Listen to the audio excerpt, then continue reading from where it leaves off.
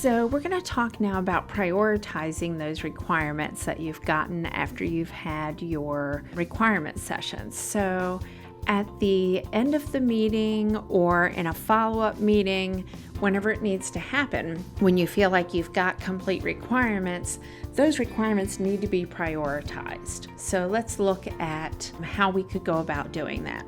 You are responsible as the BA for prioritizing the requirements, but you are not responsible for assigning the priority. That is what your SMEs, stakeholders, sponsors should be doing. They should be telling you the priority. You're responsible for documenting the priority, but you as the BA should never be determining what the priority of the requirements are. So I just want to make sure it's clear that while it's your responsibility to do it, you're doing it by getting the information from the business side of the project team. Some of the terms that are used typically to prioritize requirements are things like must-have, nice-to-have, optional. Some people use a numbering priority, right? Like 1 through 3, with a 1 meaning that we have to have it, and then the 3 going down to being the optional.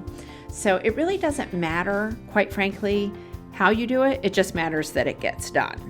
It's really important to do the prioritizing step because it sometimes comes into play when considering scope of the project. So when projects must be completed by a specific date, just as most do, right? We don't have an unlimited amount of time to get projects done. Sometimes the scope of the project needs to change in order to meet that date. And it helps to know which requirements are most important versus least important when the project team is determining what could be held off for a later release instead of going into production in the initial release. If the requirements meeting has been in person, then you can use the end of the meeting to do the priority exercise, and that can actually be a fun way to end the meeting. If it's not being done in person, then there are electronic ways, of course, of doing that, and we'll talk about that too. So assuming that you're in person, this is how that exercise can be done.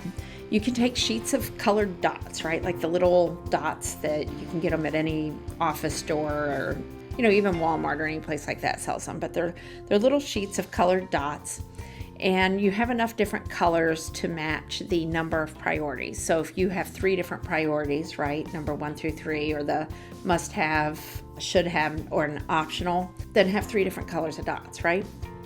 The requirements should be listed on like papers hung on the wall, or if you have too many. Obviously, you can't do this if you're doing, say, 200 requirements at one time, right? But quite frankly, you shouldn't be. Like, you should be talking about things in subjects and around specific processes so that you do this for each process, right? It shouldn't be all 200 requirements at one time. Whatever requirements meeting that you're in, you're doing this, put the requirements up on the wall, and then you give everybody the dots, and you do a certain amount of time, and you tell everybody to go up and place their dots next to the requirements based on what category they feel each requirement falls in.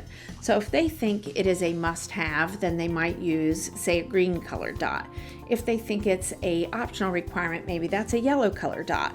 So once you're finished, then you're adding up all of the color of dots that are related to the must-haves, right? So if, for example, you have a requirement, let's say you have 10 people, and you have a requirement that has 6 must-have dots, and then 4 other people said that it was optional, then it would be included in the must-haves because the majority of people felt like it was a must-have, right?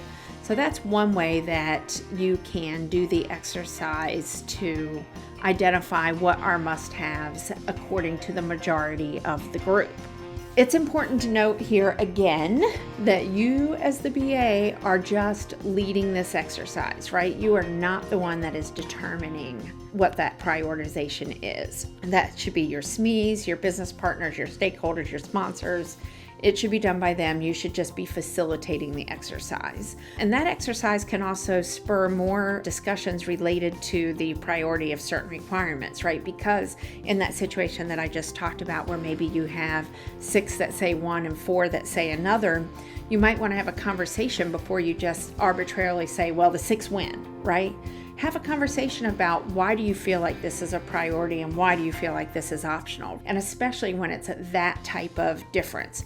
If somebody said, hey, I think this is a priority, and somebody else said it was a nice to have, that's a little different from optional. So it's not as much of a gap in the thought process. But when you have 6 people saying we absolutely must have it and 4 people saying it's optional altogether, then you may want to have that discussion. And if the meeting is by conference call, then you may actually need to email a list of the requirements. So this is one of the other options I was talking about if you're not in person, right? You can email a list of requirements to everybody. You can get everybody to put their own priorities on them and have them send it back to you. And then you can kind of put together the end results of that. There are really any number of methods that can be used to prioritize requirements. And my personal opinion is that it's more important to actually do it than to really agonize over how to do it. So just pick a process that works for you and your team and do it. The end goal is that we prioritize it, and however you need to do it in order to get that done is fine. It's just a matter of making sure that you go through the exercise and you do it.